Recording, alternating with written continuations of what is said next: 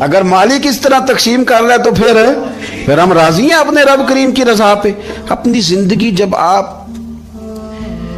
میں بڑی محبت سے قرب و جوار سے تشریف لاتے ہیں. میں قرآن و سنت کے بہت سارے عنوانات دیکھ کے آپ کی خدمت میں ایک بات عرض کروں، اپنی ساری توجہ اپنے رب رسول کی جانب مائل کریں. جتنا آپ دائیں بائیں دیکھیں گے نا اتنا گاڑی کے ٹکرانے کا خطرہ بڑھ جائے گا، وسوسے زیادہ آئیں گے، الجھ جائیں گے.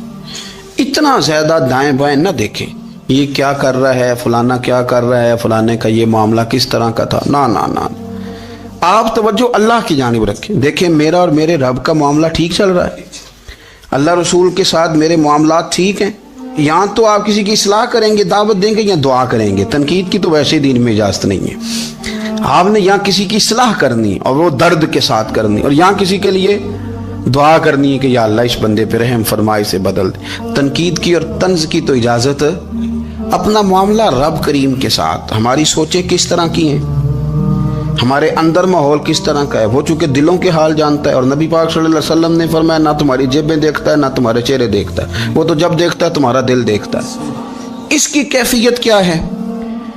حضرت انس بن مالک رضی اللہ تعالیٰ عنہ فرماتے ہیں، اس حدیث کو یاد رکھیے گا، حافظ منذری نے ترغیب و ترہیب میں لکھی ہے.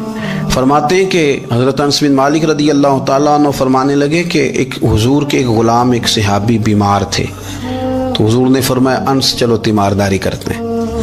کہتے ہیں حضور کے ساتھ گئے، نبی پاک صلی اللہ علیہ وسلم پہنچے. جب ہم نے اس شخص کو دیکھا تو حضرت انس کہتے ہیں ہم پریشان ہو گئے، چونکہ ہم نے اسے بڑا صحت مند دیکھا تھا، وہ کمزور ہو گیا، وجود پر بہت سارا گوشت دیکھا تھا.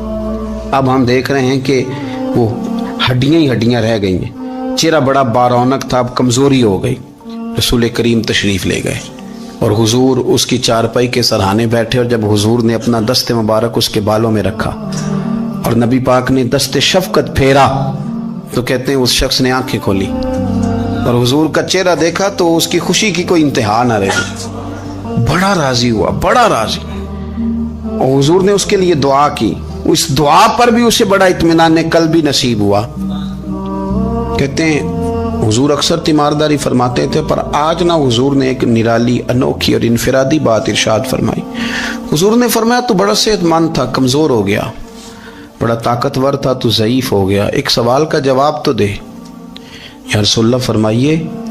تو حضور فرمانے لگے اس حالت میں جب تو شدید بیمار اور تکلیف میں، یہ بتا کہ اس وقت تیرا اپنے رب کے بارے میں گمان کیا ہے. حضرت انس کہتے ہیں پہلے حضور بیماروں سے یہ سوال نہیں پوچھتے تھے، آج پوچھا، کیونکہ صحت میں لوگوں کی زبان پہ شکر ہوتا ہے اور بیماری میں شکوے ہوتے ہیں معاذ اللہ. اس وقت اللہ کے بارے میں یہ سوچ حضور نے ہمیں دی ہے.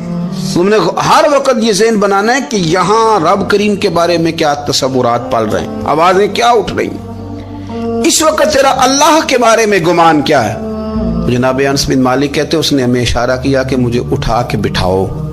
ہم نے بٹھایا تو کہتے ہیں پھر اس نے اپنی آنکھیں کھولی اور حضور کے چہرے نور پر نظر کر کے نظر جھکا لی. عرض کرتا یا رسول اللہ میں کمزور ہوں، بیمار ہوں، تکلیف میں ہوں، اٹھ نہیں سکتا، کھا نہیں سکتا، پر حضور ابھی بھی میرے دل سے آواز یہی نکلتی ہے کہ میرا رب بڑا ہی کریم ہے، میرا اللہ بڑا ہی مہربان ہے، وہ بڑا ہی معاف کرنے والا ہے، وہ اپنے بندوں سے پیار ہی بڑا کرتا ہے.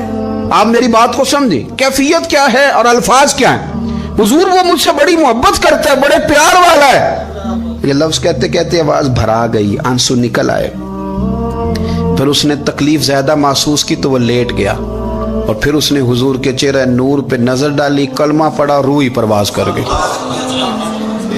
حضرت انس بن مالک فرماتے ہیں ہم اس کے گھر سے نکلے اور جب حضور اس کے کمرے سے باہر آئے تو رسول کریم نے پلٹ کر رک کر پھر پیچھے دیکھا اور فرمایا انس اگر کسی جنتی کی زیارت کرنی ہے تو میرے اس غلام کا چہرہ دیکھ لو. اس لیے کہ جن لوگوں کے نظریات رب کریم کے بارے میں اس طرح کے ہوں پھر ان کے خاتمے خیر کے ہوتے ہیں، پھر اللہ ان کے لیے جنت کے فیصلے فرماتا ہے. اپنے افکار میں، نظریات میں، سوچوں میں کوئی ضروری نہیں ہے کہ ہم لوگوں کو دو لفظ کہہ کے مطمئن کر لیں تو ہم خود ضمیر کے قیدی بن کے زندگی گزار دیں. یہ معاملہ ٹھیک نہیں، یہ صحیح نہیں چلتا. آپ اپنی قلبی واردات پر، قلبی خیالات اور تصورات پر کڑی نگرانی رکھیں گے.